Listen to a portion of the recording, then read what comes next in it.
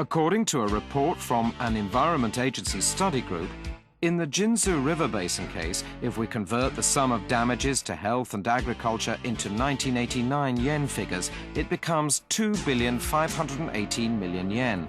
Costs for pollution control become 602 million yen.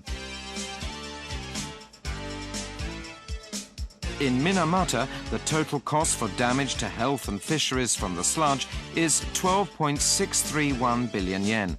The cost for the pollution control device installed by Nippon Chiso at Minamata is 123 million yen.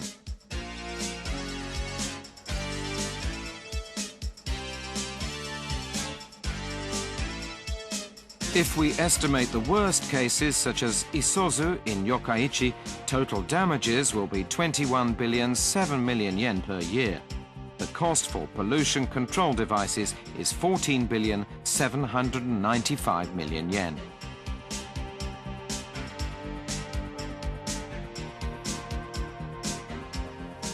It is estimated that by 1976, the Japanese government had spent approximately 480 billion yen for the prevention of sulfur oxide pollution. The projected costs of damage are estimated at 6 trillion yen per year had no pollution control measures been put into place. Pollution damage affects life, health, culture, and the natural environment. Such damage cannot be fully accounted using monetary terms. Economically speaking, the report concludes that it's far more rational to institute pollution control devices before the damage is done. Problems of pollution were not fully acknowledged until victims revolted, changes were made by government, courts ruled in their favor, and the compensation law was enacted.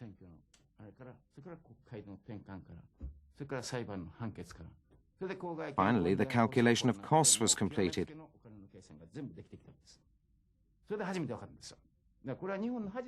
It's really shameful. We wish that pollution had never happened. Victims still suffer even after clean-up and payment of compensation. Those who died can never come back, and there are still many problems. To pay for pollution controls at the outset is the simplest method. This fact can be regarded as the conclusion to questions about Japan's pollution problems. Other countries shouldn't mimic our failures, because to reach this conclusion, Japan underwent great hardships.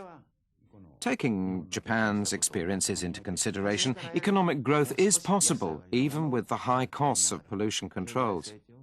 Without economic growth, you cannot realize a budget for pollution control. Of course, companies should have the power to sustain pollution controls.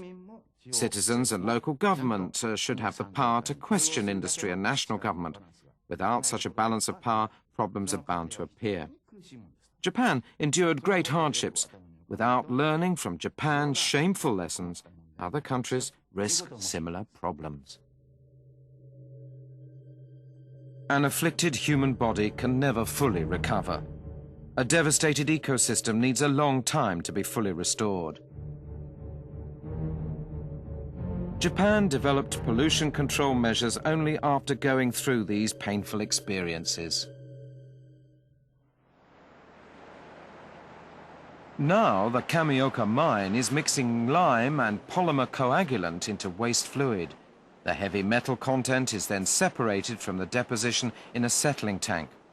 After controlling the pH of the effluent, it's displaced, resulting in a liquid with the same characteristics as neutralized water.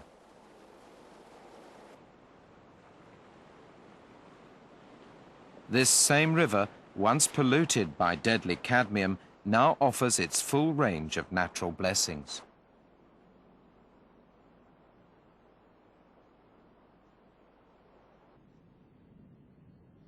Chiso's Minamata factory stopped using mercury as a catalyst in May 1968.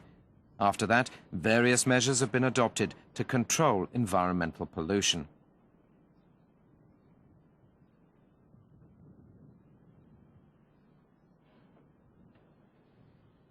You can now see fishermen and their fishing boats in a harbour that was once in total decline.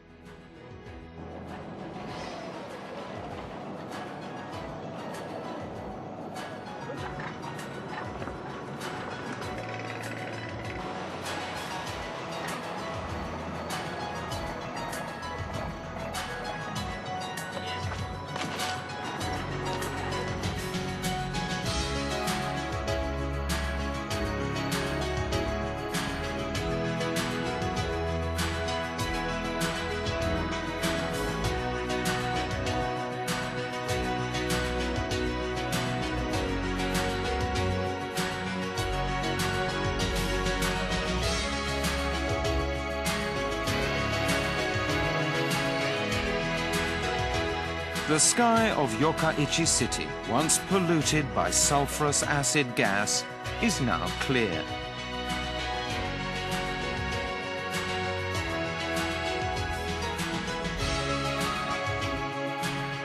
Today, the situation in Japan has improved to a great extent.